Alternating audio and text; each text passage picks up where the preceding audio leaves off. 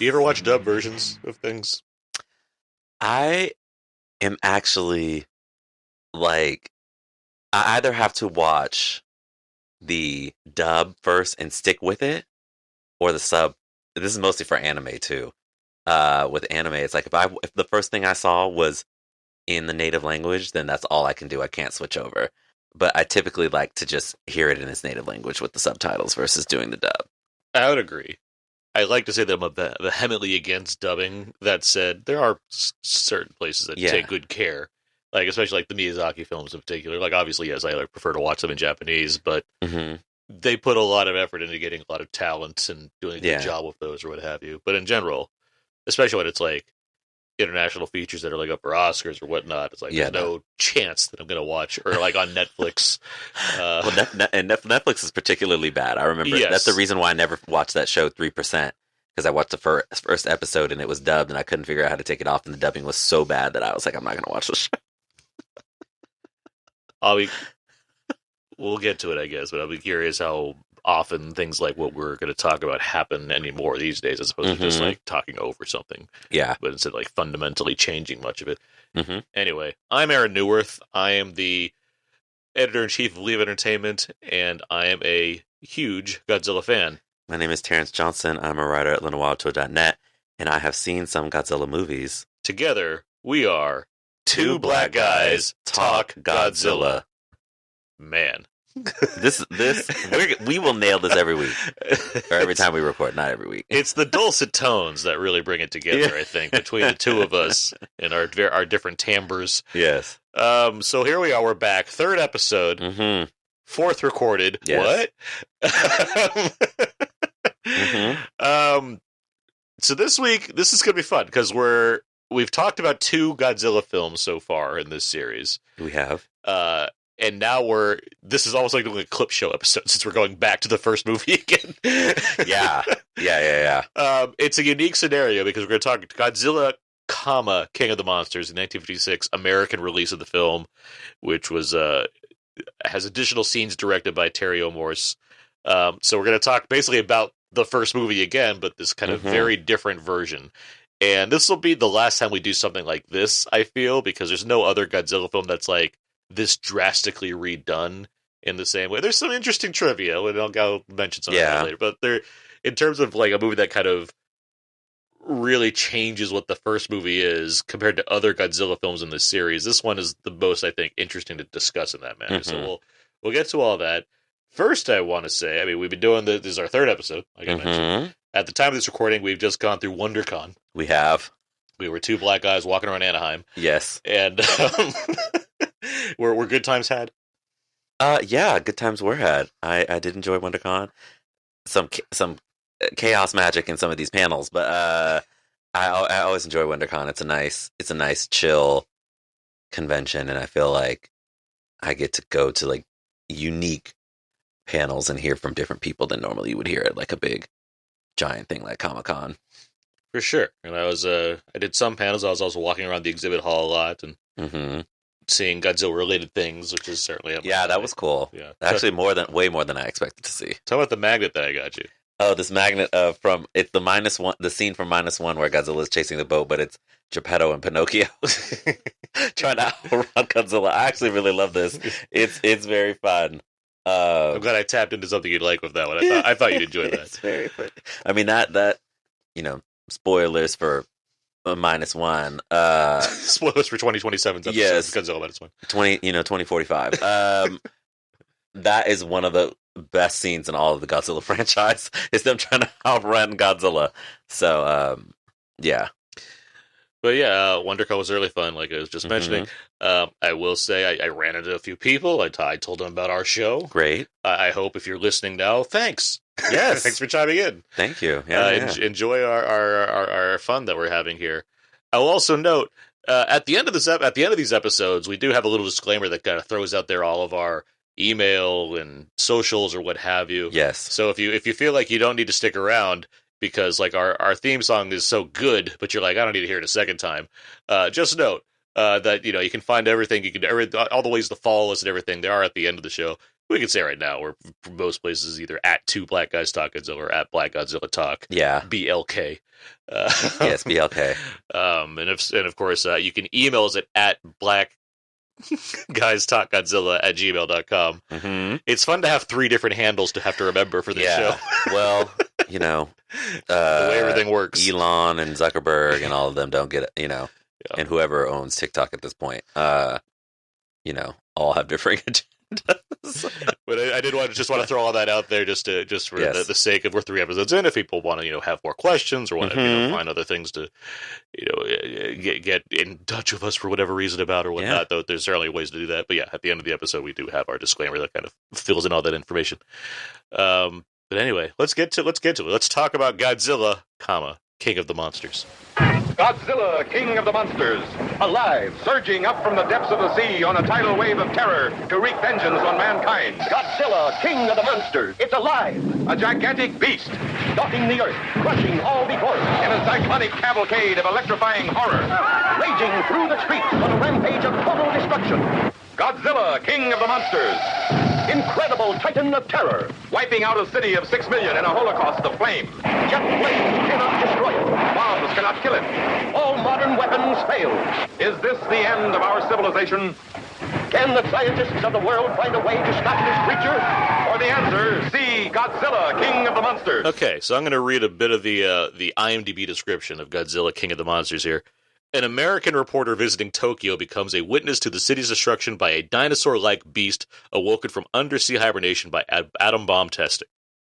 Yeah. Pretty good job for a movie we've discussed already. Yeah.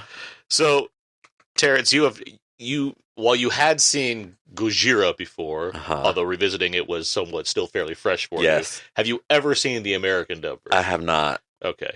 It's been a minute since I've watched the American version, so I was certainly excited to catch up on it again as well. But what did you think of this iteration of the very first film? This movie is a great example of how we are so focused on runtimes nowadays about like, oh my god, The Brutalist is 3 hours long. However, will I survive watching it? Give me more 90-minute movies. This movie is shorter than the original Godzilla. And is like worse. I mean, yeah, and I felt much longer. It does feel longer. It feels so much longer. In a way that I was like, my God. I think a lot of it I think some of it is like we're essentially watching the same movie twice, but with other stuff in it. So like that factors into it. But I also think in inserting this American reporter into the story and sort of centering the story. This movie is kind of like, it's like a newsreel version of Godzilla. Yes. It's like the newsreel version of Godzilla, but we're not in tune enough with what his character is doing to make it feel like a whole new film. Like I was like, okay, it's newsreel-esque because you started with the voiceover. We flashed forward essentially, and then we flashed back sort of to have the movie running in, more regular time. But like he's just popping up in other things, right? In other places, like, oh, they're having a conversation over here. We look to the right, and there he is, right? He's commenting on things that he wouldn't necessarily have seen or heard of or know. And so it's weird because it in Godzilla, in the original, it has such a momentum.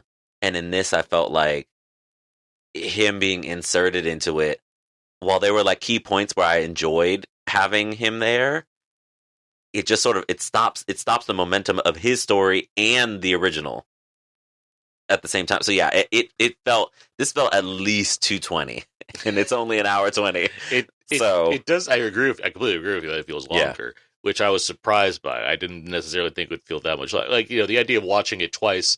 I've seen a movie and I liked it so much that I'll go see it again 6 hours later. Like it's not, that doesn't sway me as far as like how I feel about the pacing of it. If the movie's good or I'm enjoying the experience or not. And it was like I'm not enjoying this experience, but at the same time, exactly what you're saying. Just the approach to how we're inserting him and how we're reusing footage, or how we're re-editing, how we're remixing the film. Essentially, it didn't benefit it enough for me to be like more engaged by what was taking place. Instead of just like actively acknowledging the fact that it felt like I was moving in slow motion by comparison. Yeah, I was bored. So yeah. I did forget how involved, or at least how Raymond Burr, who plays Steve Martin, of course, American journalist, Canadian Raymond Burr plays American Steve Martin. No relation to the comedian. I forgot how involved he was like within the film. I thought it was more like a bookend situation where he'd be introduced at the beginning and the end. So did I. Actually. I didn't realize he was going to be like Raymond Bermankrantz and Guildenstern walking around here. Yeah, he had everybody's business. Like with Nikki and Paulo on the side of him. Like I didn't realize he was going to be constantly involved. So it was a trip to like think, oh, he's like in this movie. It's clever. It's clever in the way where like when you have like these Nicolas Cage or Bruce Willis DTV movies where they probably shot for like a week, but they're like inserted, so they're like edited to feel like they're in the entire film. Yeah, that's how this feels. Like I know the legend was that he shot for like one day. He shot for 6 days. On this, which makes sense given the kind of amount of stuff that he has to be involved in, where they build sets, the outdoors, the outdoors thing. So it's like obviously there's more than like you can't just do that for a day and be done. Yeah, but plus they have like other actors they're bringing in, and I guess I was wondering, can we likes and what have you. Let's talk about that for a minute. Sure. I was intrigued. I was intrigued also because there's I don't know if we saw the name of the Asian American. I'm assuming Asian American actor. A lot of Asian American that he was shooting opposite. But then just like a lot of additional scenes that would require him shooting with other Asian actors, whether they were Japanese or not, whether that was shot here or I don't know if it was shot here or not. But I found that sort of interesting. Like it's done well enough where I'm not going to say seamless, but it certainly feels they do enough to like.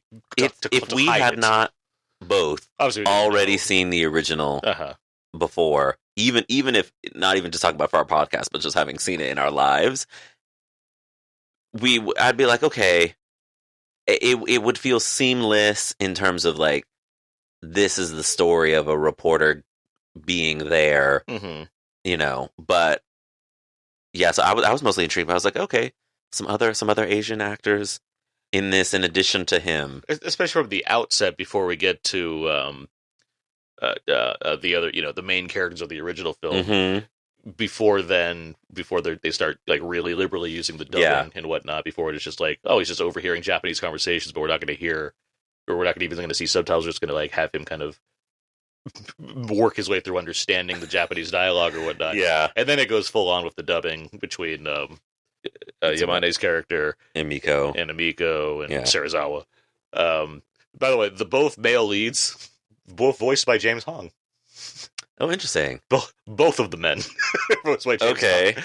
There's only one actor. I guess they get to do those voices. Yeah. I mean, he's been working. But yeah, no, I mean, in terms of like what was required to basically blend this footage with Honda's original film, you get enough extras or whatnot, add some sound in the background to make it all seem like they're all in the same location. I get how you make that process work, and for a 50s movie, while Honda has his own style or what have you, there's certainly if it comes down to press room scenes where Raymond Burr just happens to also be there, sure, they do the job. Although that was crazy. It is, especially again when you know the film. Yes. Because I think this movie, where I felt like it was seamless, was like he gets to Tokyo, he gets pulled out of the security line. He's got a friend that's there already. He knows he wants to meet with Serizawa. Like all of these sort of like world building around this, I was like, okay, that is interesting. That he knew Serizawa and happened to be on a boat with Emiko and Ogata, and seeing them and being like, oh, it was a classic triangle. I was like, he was just spilling all of their tea. But where I struggled with it was him being the first movie. They make it very clear that they don't want any of this information getting out. So they're gonna let an American world news reporter into these rooms where they're discussing all of this stuff. I was like, this is bonkers. That was legitimately. I was like, okay, this is, that was legitimately foolish. Yeah, and then later on, of course, on top of that, like, he finds out about the Oscar Destroyer, like the one thing specifically he should not know about. This is an American journalist. Everybody knows everything, and that was. And I mean, that was crazy. The narration we're listening to is presumably his story, right? The story that he's reporting to the world at large. Yeah, it honestly feels very. And I think what I struggled with this movie is, obviously this is the second film we've now seen that has some newsreel elements, but is not newsreel footage. It's just the footage, right? But this is much longer than Raids Again. Yeah. So like ostensibly, I could see him like going on a speaking tour, going to like college campuses, and he's like, "Let me relay to you the story of what I went through with Godzilla. This is what happened in Tokyo," right? He's relaying this to an audience, and there's some stuff playing on the screen, but it's just the movie. I mean, a more interesting film would be like, let's watch people watching this footage and then have them debate. Yeah, like the veracity of this story or what have you. Yeah, you saw the footage here. Like, I don't know. I've seen lots. Yeah, him knowing about the oxygen destroyer. I said, come on now. Obviously, we end up in the same place where nobody else is going to be able to use it, but like he's not supposed to know about that. She talked about, I broke my promise. It's like, you told the white dude, and you told the man that you left him for.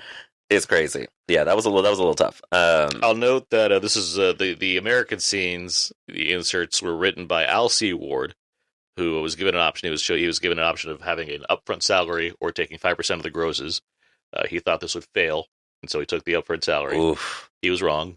He could have made up to $5 million at the time, where he could have taken the 5% gross, and that's $1956. So that you could buy a town. As far as Raymond Burr goes, like he's in films at this time. At this point, this is the same 54 same year as Rear Window comes out. So when the original Godzilla comes out, so he's the quote unquote villain in that movie. In case you haven't seen Rear Window, and then he has Perry Mason's like 57, so he's like right between him becoming a huge TV star, and going away from playing like villains and authority figures in movies. Before he learned how to act. I think he's fine here. He's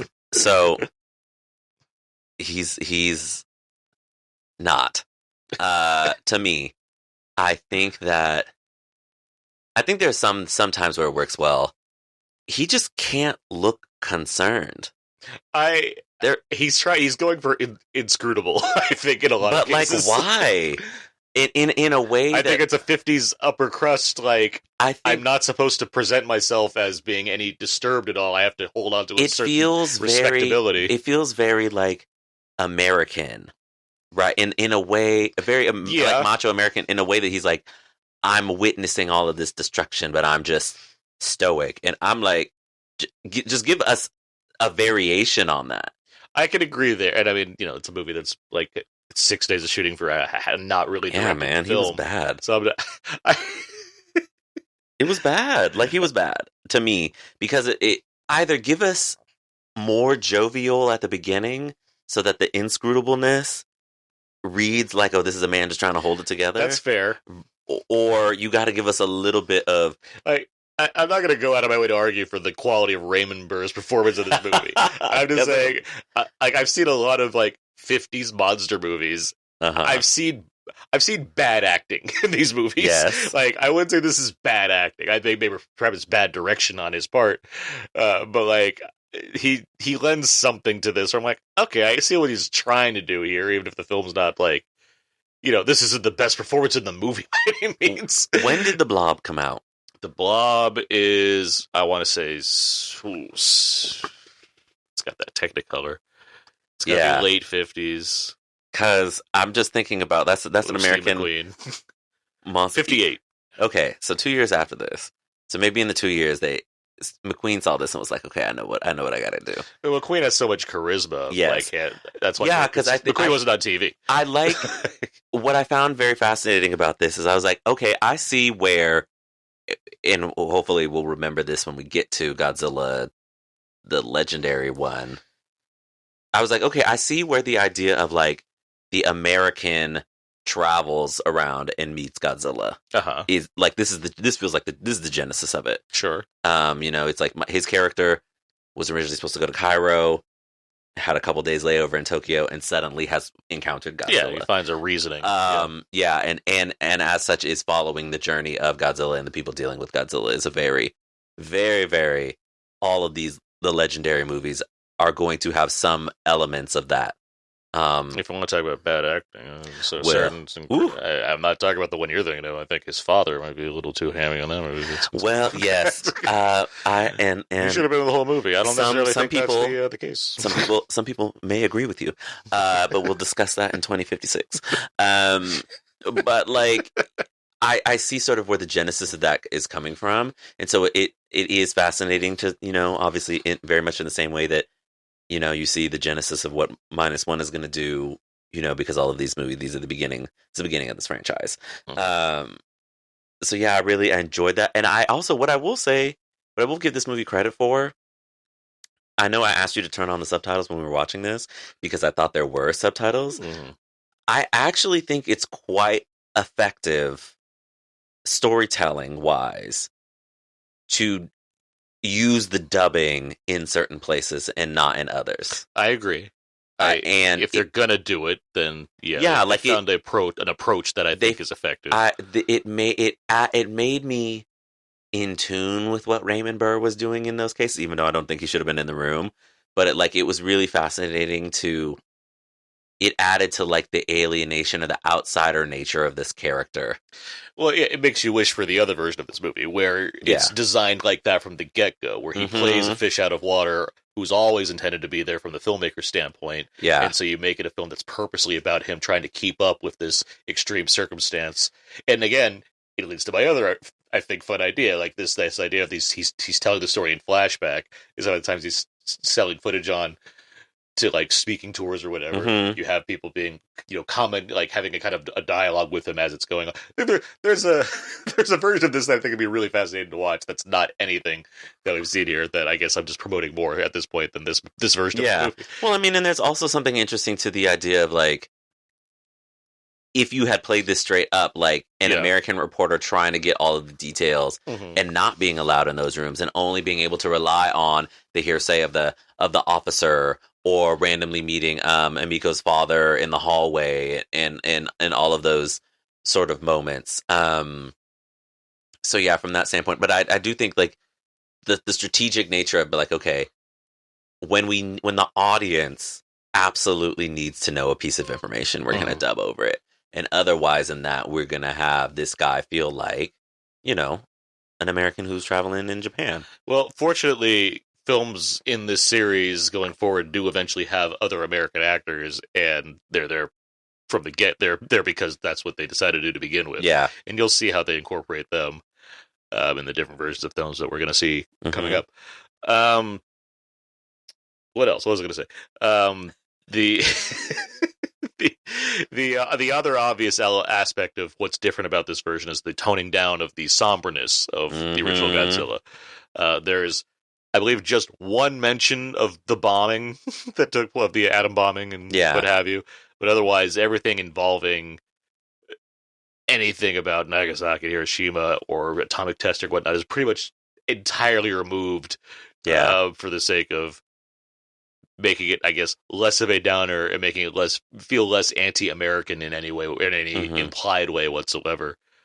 Which, again, as we mentioned in the first episode, in Japan, when the original came out, like, it was liked by various, critics groups, what have you, but like in terms of audiences, it was a little bit, compared to Raids Again, which we talked about in the previous episode, because that movie's more quote unquote fun.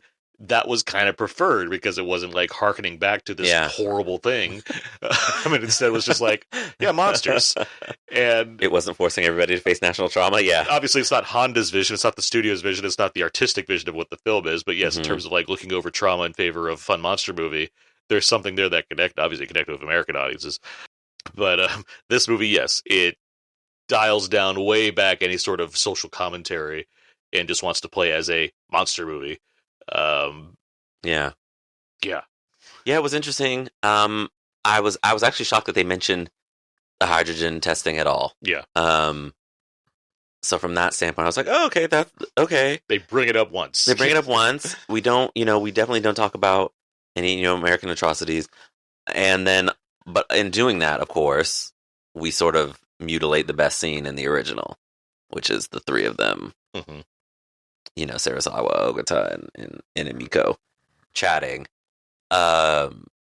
Still very heroic, still very like he's gonna destroy his work, but that scene doesn't hold as much power as it used to.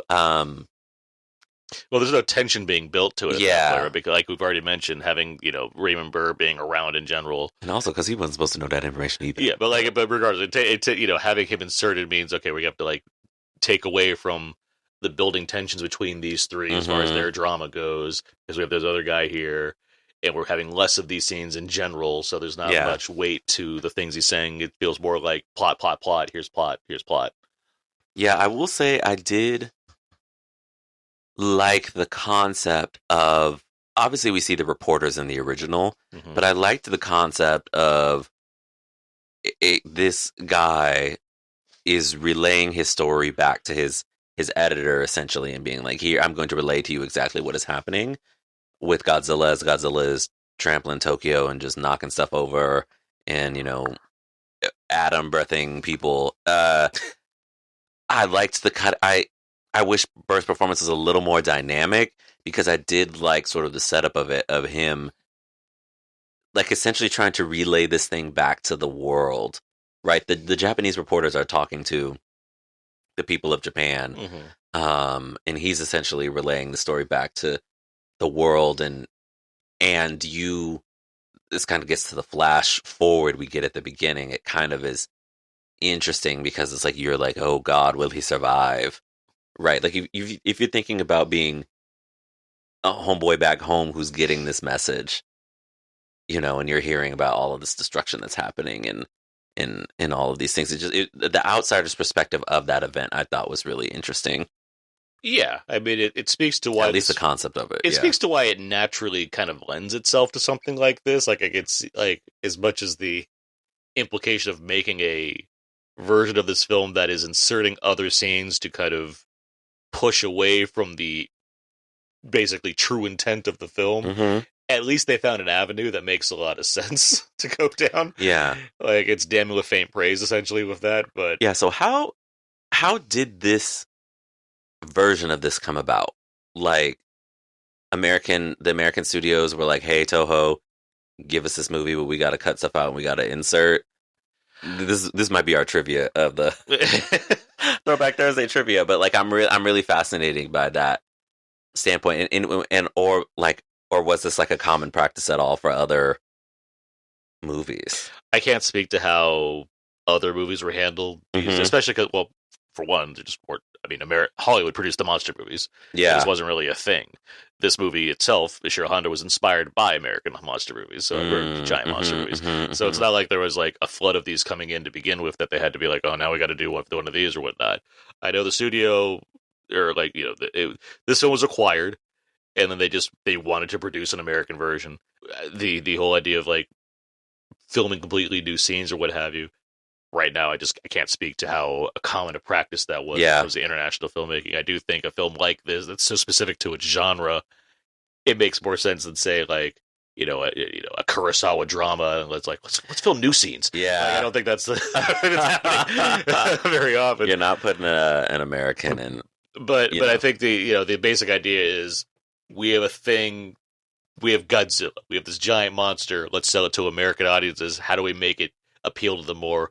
Let's remove the very Japanese-specific focus and Americanize it. So, okay, let's add an American guy in there. What does that require? If we do a couple days of shoots, we can, mix some... It's because the movie itself, despite how it kind of narrows itself into the love triangle plot and what have you, it's still from a broader scope of Gojira, it's a movie about people with, newsrooms or what have you, talking about a situation. Yeah. So I could see, again... it's not a matter of me supporting the idea or whatnot, but from a logical standpoint, when it comes to how do we make this more commercial, there's a lot of room for them to be like, okay, we can play with this. We can add we can add an American actor. I don't shoot a few scenes for a couple $1,000. Yeah, make it, make it work as it does. I don't think it was a wrong approach. It's more the execution. The idea of it makes a lot of sense for that time. For that time, yeah, and just like how do you get an American there? Okay, he was in the layover and he's in the mix, right? It just the problem is just like there is stuff in this story that he should not be in the mix of, but you still need a coherent movie, so we get it, and it's like okay, like I do wonder what the version of this looks like if you cut out that my favorite scene essentially from the first one. If you just leave it like it makes sense that Emiko, like he might know that Emiko went to visit Serizawa that first time, and she said that she saw something, but she didn't tell him what it was. And then, like later, on down the line, he's on this boat because he is on the boat when they go down in the water to try and kill Godzilla. And it's like, okay, he found out in that moment about the oxygen destroyer. I do wonder, like, if we chopped another 10 minutes off of this movie, just even more. If this was a 70-minute film, like what that would have done. I think that might actually made it a little better. Yeah, because yes, as far as what their aim is to do, yes, by that point, it's like just even tighten. If you're gonna already go to this extent, might as well tighten it up even more. To get to the quote unquote good stuff as far as the commercial audience you're trying to get out of this. I will say the Japanese version wasn't like officially available in America until 2004, which is wild. Jeez. It took 50 years for them to get, like, if you wanted to, like, really, like, officially say, I'm sure they're bootlegs or what have you, where those kids in the playground are like, 1954 is Japanese Godzilla. There's a intense love triangle sequence that people don't really know about, but I got the scoop. My dad went to Japan and he got a copy back here. You want to watch it after school? That's what the kids are talking about. Yeah, the VHS tape. Mm-hmm. That's the thing kids watched. I could see the yous of the world doing that. Really focusing on the 96-minute version of Godzilla. Yeah. As far as the things that they're not supposed to watch. Yeah, I could see that. I can visualize the kid in my mind that would do that. Fair enough. But yeah, it just that's wild.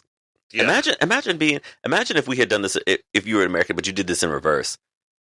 You saw what we just watched, and then you went back to the original. You'd be like, "What?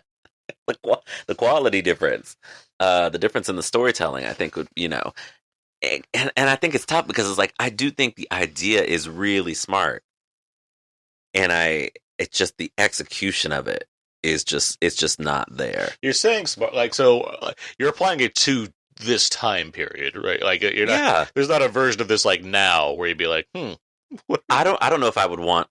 I want to see the movie as it is originally made. Yes. Regardless of what country it's being played in. And I think that because like Weinstein tried this stuff in the 90s quite a bit. Like beyond just like cutting things, like cutting down, which was certainly something you did.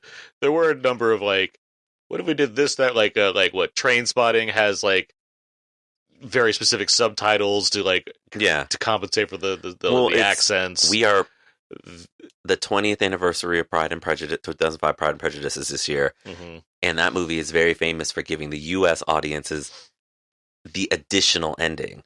Okay. So like the original version of the movie ends with Donald Sutherland being like crying and happy and being like, if there are any more men at my door, please let them in. I'm quite at my leisure. And the American audiences got like Mr. and Miss, Lizzie and let's see them together and Darcy outside and on the palatial estate, having like this really cute moment and a kiss. We get the camera and say happy. Yeah.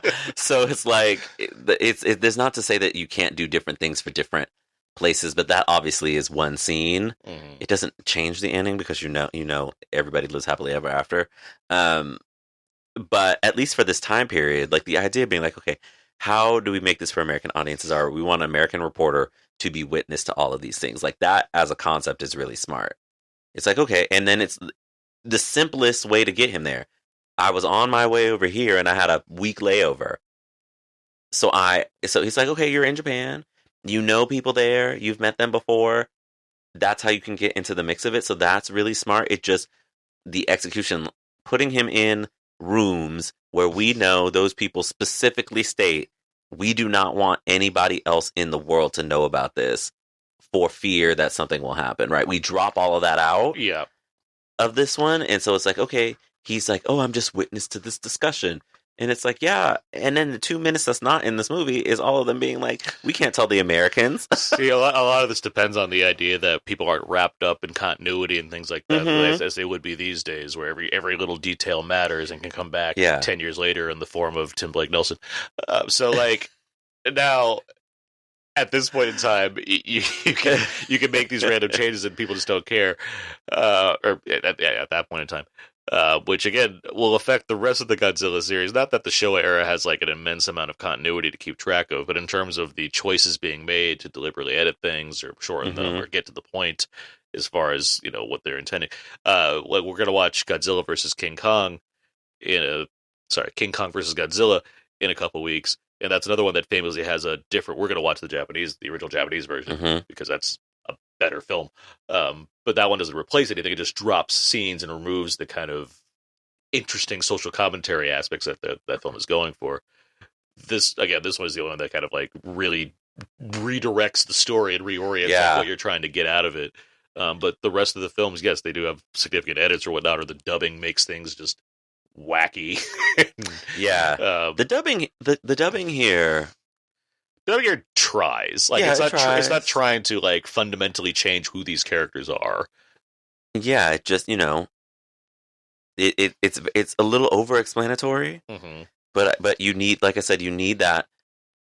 At least that the execution of that is really smart because, like I said, when they know the audience, when Terry knew, okay, the audience needs to know this crucial piece of information, it was dubbed, you know, and so it makes you know. Our main character, you know, could understand what was going on.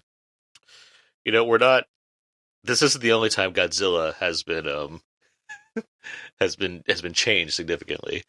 I wrote about this a little while ago when I made my 20 facts post about Godzilla, which is in like one of our show notes.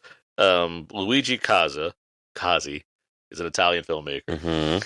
There's another version of Godzilla that's just called, I believe, Godzilla. Might be called Godzilla as like a kind of a joke name, but there's an Italian cut of this movie, which is a recut version of the Raymond Burr version of the Godzilla King of the Monsters version. That is not shorter, in fact, is longer than both versions of Godzilla. Oh my gosh! Because he inserts actual war battle footage, like injured people footage, into the film to increase the devastation. Okay, that's interesting. It's widely hated. I was gonna be like, oh, I could see how that amped up the sadness and maybe made it more emotional. And you're like, no, everybody hated it. It's not a version that people very much like, but it is a version that introduced a lot of certain parts of Europe, I believe, to Godzilla. Yeah. I mean, you know, it's interesting because it's obviously the 54 version as the OG is born out of a specific set of ideals. Like I wonder how. I just wonder about like other countries doing that to maybe American movies. I'm sure that has been done. Oh yeah, you know, yes, very much so. But I'm thinking about like a Get Out. Right, Get Out just popped into my mind, obviously, because I just saw it was over here. You have like the script book. Italy specifically, like Dawn of the Dead has a whole bunch of versions. If there's an Italian version of Dawn of the Dead that cuts out pretty much, it makes it like an action movie. Yeah, just thinking about something like Get Out going to France and France being like, okay, in order for our audiences to stand it, we need to cut this. We need to insert this thing here. All right, re-release it, and it's like, but is that the movie that was intended? You know, like here, it's like, okay, 63.2% of the original is represented here in this movie, but like, it's different. It's different. It's a different vibe. The other thing about the Kazi version is that there was a lot of color temperature changes to the film to kind of give it a different feel. Like it's they mess with the sound and the music to give it a more modern look. This came out in 77, by the way. By the time he actually did this, Oh, interesting. It's certainly The Italian guy for Godzilla. Yeah, I've seen like clips of it. It's certainly crazy. It's interesting, but it's bad. Yeah. Jeez, longer than the. Oof. Yeah. But yeah, this one, it feels like the American version of Godzilla. I know we got to talk about like favorites and stuff when we come to these movies. Obviously, this is a little different because we're just watching the same movie again. Yeah. Well, I think I might have a new favorite scene. Okay. I really liked the scene where he first gets there, and he's like called into the security office, and he's talking to the security guard, and he's like, "I really shouldn't tell you," and he's like, "Well, tell me." And then he proceeds. He's like, something shady is going on. Like just the way that the mystery starts. Uh-huh. I like the scenes of it. It feels very campy. Honestly, you could if they would have played that a little bit more, it would have been really really funny. But I kind of just like the idea of he's like, "Oh, I hope I'm not getting arrested," and they're like, "No," and it's like this Japanese officer is kicking off the Americans' investigation of what's going down. Well, not that it has anything to really do with this movie, but Raymond Burr was famously non-open but homosexual, and I see. Interesting. Establishing early on how progressive Godzilla as a franchise has always been. But, we love that. But there is a hashtag ally Godzilla. But you can, if you want to look at it through a certain lens, I mean, sure, you could add. There's a sense of mystery that Burr could have played up more. In the realm of like how he's attempting to approach his dialogue with people concerning the because the way now that you said that, some stuff is starting to click. Like the way he went up to him and like stood next to him. I'm glad I've enlightened you about Raymond Burr. I see. No, I see the queer undertones in Godzilla. This is a fun discovery now, because especially down the line whenever we do Godzilla vs Mechagodzilla. There's some funny stuff. There's a number of relationships within these movies that I think you'll be keying into as far as like how these things go, especially when you get to like Megalon, which involves Jet Jaguar and the two characters in that film, or the one coming up that involves an American actor actually. Now Raymond, now I need see Raymond. Okay, now I get the stoicism. Raymond was trying to. Terrence's eyes are much wider now. He was trying to tone down the gay, and he went a little too far. He went a little too far the other direction. As far as Ishirō Honda was concerned, when asked about the American version, he said he found it amusing. If I was him, I would too. He found it amusing. He wasn't necessarily offended by it. He made a film that was directly inspired by Hollywood's versions of these films, so he's not. He wasn't offended by the idea that America made a version of his movies. Yeah. Plus, I'm sure he got paid. Yes. So, hopefully via the box office gross and not the upfront salary. I don't know offhand about that as far as especially how Toho would treat people. It is interesting though, because he's not making another Godzilla film for 10 years essentially until King Kong vs. Godzilla, because as I said, he didn't direct Raids again. That said, he was still prolific. He made a lot of. We're going to talk about several other Honda kaiju films coming up that are not Godzilla. Let alone, he was just a prolific filmmaker. He was a Toho company guy. So he's just making a lot of sci-fi, atomic age movies in general. So it wasn't due to a lack of work, but also just the demand for these kind of things wasn't nowadays where it's like let's get one every year, every 2 years. It's like we'll do what we need to do.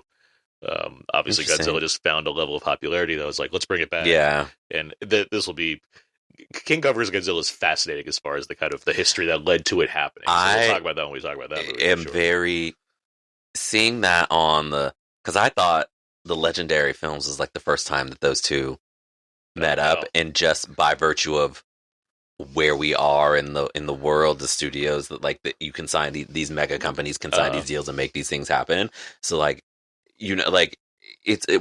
there's often been a lot of discussion, right? Like, oh, what if we got like the Justice League versus the Avengers? It's like Warner Brothers and Disney are just never going to do that. Uh-huh. And that's how I sort of felt about King Kong vs. Godzilla. So to see them doing that in like the 60s, that's incredible. What's fun is that you would think offhand that he's like, oh, that's probably like the 6th or 7th one, right? It's like they ran out of ideas. Like, no, that's the 3rd movie. Yeah, like it's almost the second, because Raids Against is such a like, okay, let's do this again since it was so popular the first time. It's almost like the 2nd movie, and it's a legacy sequel. Yeah. That's what it comes down to. And it'll be really fascinating in particular because when was the last King Kong before that? How many of them were they making? Well, there's Son of Kong, and then there's Mighty Joe Young eventually. That is way down the line. It's down, yeah, you're reaching back. Yeah, there was, but King Kong has a fascinating history. We'll talk about that. I'm excited to get to that. There's a lot of stuff to go over when we get by the time we get to that one. Anything else on Godzilla, King of the Monsters? No, not really. I think we sort of covered most of this. I mean, a lot of my notes here are like, not this Serizawa phone call. The way that I do that might be the funniest moment in the whole movie is the Serizawa, him calling Serizawa, and I'm like, you just had a regular, probably white actor with a long wig go behind some science equipment, and it felt very like, oh, our female cast member is pregnant on the show, so let's put her behind lamps, give her a bigger purse, the laundry baskets, they be carried at all times. Scandal was particularly great at doing that when Kerry Washington got pregnant. Okay. I will say, Raymond, we have not seen the last of Raymond Burr. Interesting. He returns for 1984's the first film in the Heisei era, Return of Godzilla, or Godzilla 84. In the version that is made for outside of Japan audiences. There's a version made of that film where he is back as Steve Martin to reprise his role and which he was like, it's the kind of thing where it's like, it was just a cash job. Like he liked the fact that he was a part of the Godzilla universe. Yeah. Even if, however, kind of tangentially it is. Yeah. And so he was happy to, and he had grown as an actor at that point, and his reputation had grown because he was Perry Mason and Ironside for so many years at that point. So it's like, okay, yeah, I'd be happy to like blend myself back to that again. Yeah. So we'll talk about that when in 2045 when we get to the next season of this podcast. But it's not the last time we'll see Raymond Burr involved with Godzilla. All right, well, that's going to bring us to the end of this episode. Next time, 2 weeks from now, we'll be taught. This will be fun because this is already fun because we're doing like kind of a recap of the first movie again, but kind of different. Next time, before we get to the next official Godzilla film, we are doing things in universe. So we have a select number of words I could use here. We have 3 different movies we're going to be talking about. Yes. We're going to be talking Rodan from 1956, Varen the Unbelievable from 1958, and the original Mothra from 1961 as a way to introduce ourselves to the other monsters that will eventually be a part of the Godzilla film franchise, and just have an interesting point of view in terms of discussing the greater universe that exists within Toho's monsters. I'm particularly intrigued about Mothra. You should be, because it is definitely the best of these movies. I'm particularly intrigued by Mothra because at least these legendary movies, there's something going on there with Mothra and the G-Man. You're not wrong.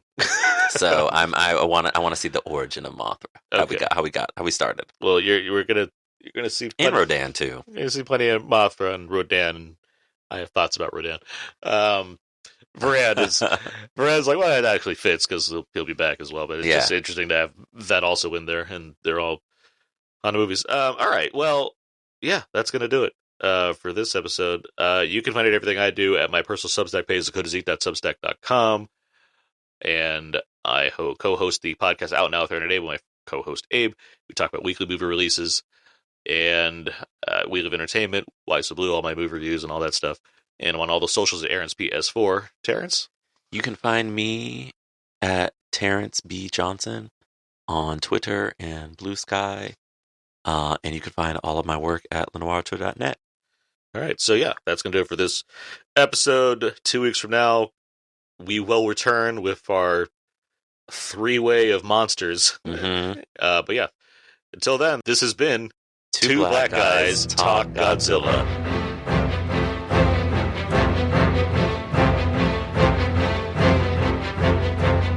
Two Black Guys Talk Godzilla is an independent podcast. This show is produced, edited, and distributed by Aaron Newworth and Terrence Johnson. Theme music is sampled from Feral Bunch. Please rate and review this show on Apple Podcasts. Feel free to email us at blackguystalkgodzilla@gmail.com and follow us on all the socials at BLK Godzilla Talk on Twitter and Blue Sky and at Two Black Guys Talk Godzilla on Facebook and Instagram.